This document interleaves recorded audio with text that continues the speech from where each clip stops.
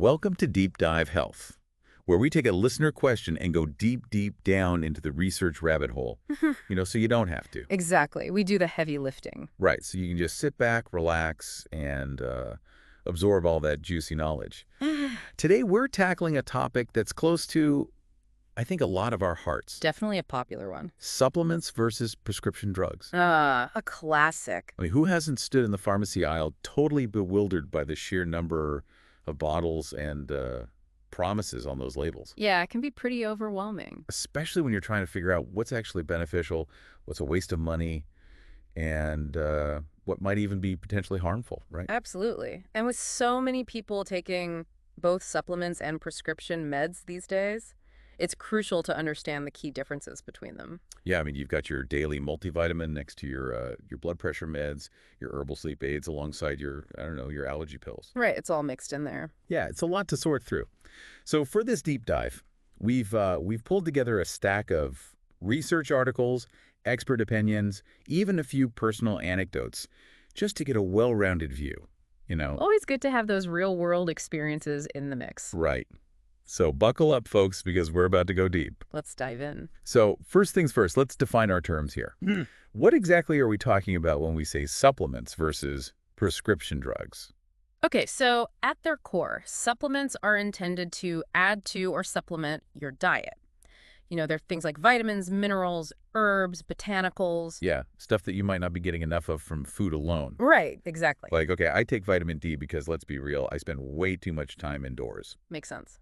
Prescription drugs, on the other hand, are a whole different ballgame. Okay, how so? They're designed to diagnose, treat, or prevent specific diseases. Ah, okay, so they're targeting very particular mechanisms in the body. Right, and they go through rigorous testing and approval processes before they're available to the public. Right, that makes sense. So like my allergy medication that blocks those pesky histamine receptors, that would fall under prescription drugs. Exactly. It's designed for a specific physiological purpose. Okay, so we've got supplements like extra nutrients and prescription drugs, which are more targeted therapies. But here's where things get really interesting, right? Yeah, this is where the lines can get a bit blurry. The regulations. It's like comparing apples and oranges or, maybe kale and a pharmaceutical-grade lab experiment. That's a good way to put it. The regulatory landscape for supplements and prescription drugs is vastly different. So fill us in. What's the deal here? Well, supplements are actually regulated more like food by the FDA. Wait, hold on, food. So all those herbal blends and protein powders and what else? Like those gummy vitamins I see at the checkout counter. Yep, pretty much. They don't require the same pre-market approval for safety and effectiveness that drugs do. Whoa, really? That's a pretty big difference. It is. The FDA does monitor post-market safety, meaning they can step in if problems arise. Okay, so it's more of a reactive approach, not proactive. Right. The burden of proof often falls on consumers or healthcare providers to report any adverse effects. Interesting. And how does that compare to the process for prescription drugs? Well, it's a much more rigorous process. Prescription drugs have to go through extensive clinical trials, involving human volunteers, to prove both their safety and effectiveness. Right, and those trials can take years. It's a pretty involved process, isn't it? Oh, absolutely. But it's designed to ensure that those benefits outweigh any potential risks. So we've got supplements kind of in the food category with a lighter touch on regulations, and then prescription drugs, Yeah. heavily regulated pharmaceuticals. Yeah. But both have their own sets of risks, right? Absolutely. And those risks are not created equal. Okay, so let's unpack that. What are the nuances of these risks? One of the biggest concerns with supplements is the potential for interactions, especially with medications, because they're not subject to that same level of scrutiny as drugs.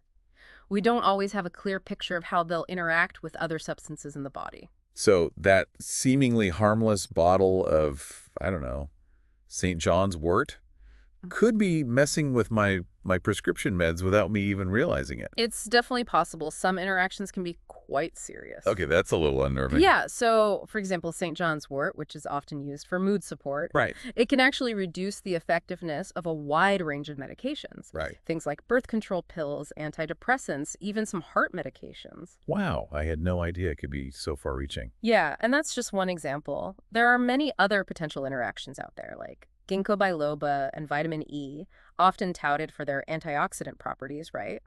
Well, those can actually increase the risk of bleeding, especially if you're taking blood thinners.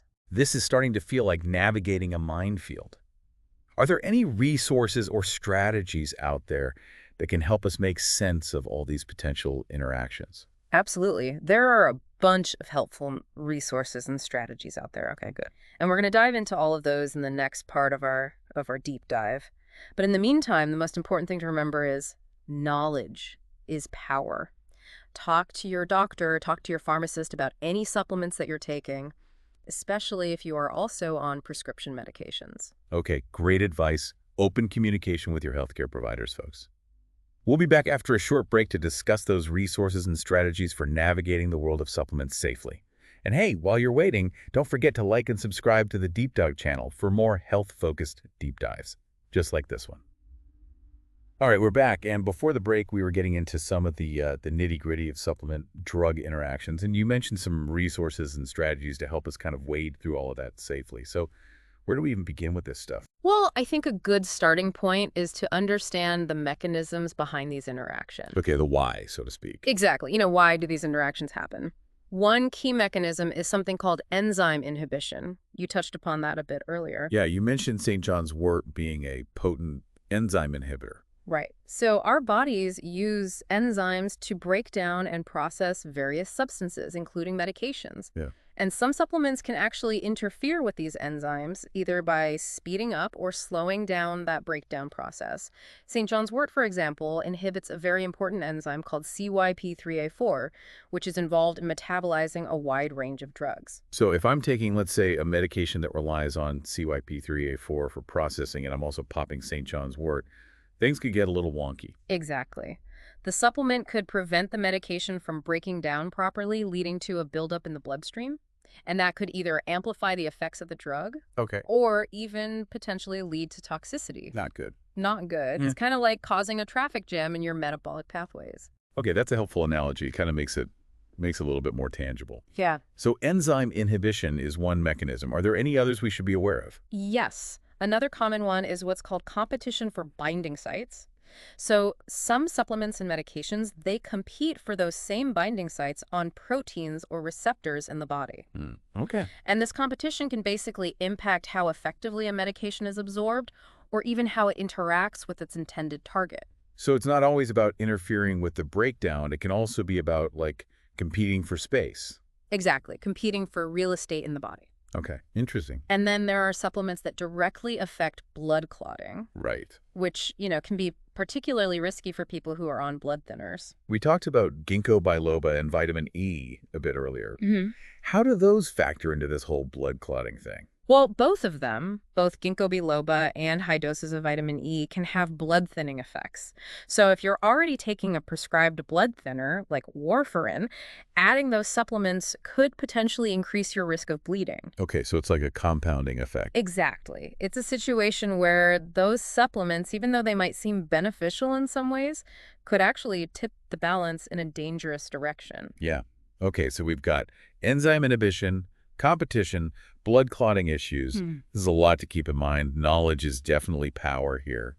But what can we actually do, like practical steps to stay informed and make safer choices? Well, the first and most important step is to always consult with your healthcare provider. Okay. They have access to your full medical history, they know your current medications, and they can provide personalized advice based on, your individual needs. Right. We've said it before. We'll say it again. Yeah. Don't try to self-prescribe. Don't just assume that something is harmless because it has a natural label on it. Exactly. Talk to your doctor.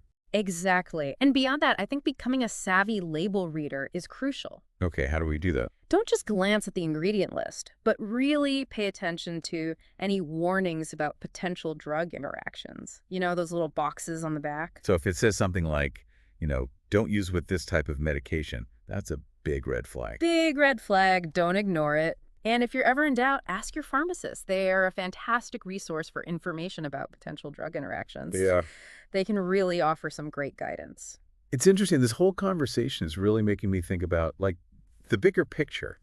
Everything we put into our bodies is interconnected. It absolutely is. It's not just about, isolated vitamins or this pill or that herb. It's about understanding how they all play together. Exactly. Our bodies are complex systems, and even those seemingly small additions, those can have a ripple effect. And that brings us to another important strategy, keeping a detailed medication list. I know we mentioned it before. Right. Why is this so important? Why do we need this list? Well, having a list that includes all of your prescription drugs, any over-the-counter meds you take, all of your supplements, the dosages, the frequency, that list becomes a really valuable tool for your healthcare providers, especially if you're seeing multiple specialists or if you're dealing with a more complex health condition. So it's like a master blueprint of what's going on inside my body from a pharmaceutical standpoint. Exactly. And having that blueprint can help your healthcare providers to identify potential interactions, maybe adjust dosages if needed, and just ensure that your treatment plan is as safe and effective as possible. Got it. What about online resources? Are there any, reputable tools that we can use to help us kind of sift through this information overload? Yes, there are several reputable drug interaction checkers online. And these tools allow you to input your medications and your supplements and see if any red flags pop up. That's pretty handy. But are there any limitations or things we should keep in mind when we're using those tools? Yeah, it's important to use those tools with a critical eye. They're great for preliminary screening, but they shouldn't replace the expertise of your healthcare providers. So think of it as a starting point for, research and discussion, Yeah. but always defer to the guidance of your doctor or your pharmacist. Absolutely. And just a general reminder, be wary of information that you find online, particularly on unregulated websites or forums. It's best to stick to reputable sources like, government health agencies, medical journals, well-established medical institutions. Solid advice. Okay, so we've covered a lot here, from the mechanisms of interactions to practical strategies for making informed choices. Is there anything else we need to keep in mind as we navigate this whole world of supplements? Well, one crucial point to remember is that individual responses to supplements can vary widely. Oh, okay, so what works for one person may not work for another. Exactly. What works for one person might not have the same effect. It could even cause problems for someone else. So just because my friend swears by a certain supplement doesn't mean it's safe or appropriate for me. Right. Factors like genetics, age, underlying health conditions, even lifestyle choices, all of those can influence how our bodies process supplements. That makes sense. Again, it goes back to that personalized guidance from healthcare professionals who have all of that information about you, your unique situation. Exactly. And it also highlights the importance of listening to your own body, being mindful of any changes that you experience after you start taking a new supplement. So if I notice, let's say, increased side effects or some new symptoms, or maybe my medications aren't working as well, it's time to call my doctor. Exactly. Always err on the side of caution. And when in doubt, seek professional guidance. Great advice. Well, this has been an incredibly insightful conversation. We've really peeled back the layers on a topic that can be so confusing. We talked about the fundamental differences between supplements and prescription drugs, the potential risks of those interactions, and practical strategies for making informed choices. What's up next on our deep dive agenda? Well, in our final segment, we're going to delve into some specific examples of interactions between supplements and heart medications. Okay. And then we'll also touch on those unexpected food-drug interactions that we mentioned earlier. Remember the grapefruit? Oh, yeah, I'm definitely curious about that. We'll unpack all of that. All right, sounds fascinating. We'll be right back. And we're back to Deep Dive Health. So we've been on this journey, exploring the ins and outs of supplements and prescription drugs, and you mentioned some specific examples, especially with heart medications. I'm really curious about those. Yeah, heart medications tend to be very sensitive to interactions. Oh, okay. Certain supplements can either, amplify their effects or actually reduce how well they work. It's a delicate balance. Yeah, that does sound kind of precarious. So what are we talking about here? What are some specific examples of these interactions? Well, one of the most well-known examples is the interaction between warfarin, which is a common blood thinner, Okay. and a variety of herbal supplements. Right, right. And we were talking about garlic earlier, right? Isn't it kind of surprising? I mean, garlic is in everything. It is. That's why these interactions can catch people off guard, Garlic, along with things like ginkgo biloba, ginseng, even saw palmetto. Yeah. All of those can potentially impact how well warfarin works. Some can actually increase the risk of bleeding, while others can make warfarin less effective. So it's not even just about avoiding one particular thing. It's like this whole web of potential problems. Exactly. And that's why having that open line of communication with your doctor is so important. Right. They can help you weigh those risks and benefits and make those informed decisions about which supplements are safe to use, especially if you're on something as important as a heart medication. Right. So it's not about demonizing supplements. It's about being smart. Yeah. Absolutely. Educating yourself and working with your healthcare provider. Exactly. And that brings us to another fascinating aspect of all of this. We talked about food. Yes, the food-drug interactions. Yeah, this is the part I've been waiting for. You Right. piqued my interest with the whole grapefruit thing. Ah, yes, the grapefruit. Grapefruit is infamous for interfering with a wide range of medications. Okay. Things like some statins for cholesterol, calcium channel blockers for blood pressure, even certain antidepressants. I still don't quite get how does a grapefruit do all that? Well, you know how we were talking about enzymes? It all comes back to those enzymes. Yeah. Grapefruit has compounds that inhibit a specific enzyme called CYP3A4. Remember that one? Okay, yeah. And that enzyme plays a key role in metabolizing many drugs. So if I'm taking a medication that needs CYP3A4 to work properly, and I have a glass of grapefruit juice with it. That grapefruit juice could actually slow down the breakdown of that medication, leading to much higher drug levels in your system than intended. So it's like accidentally taking a double dose. Exactly, like throwing a wrench into those carefully calibrated medication levels. Right.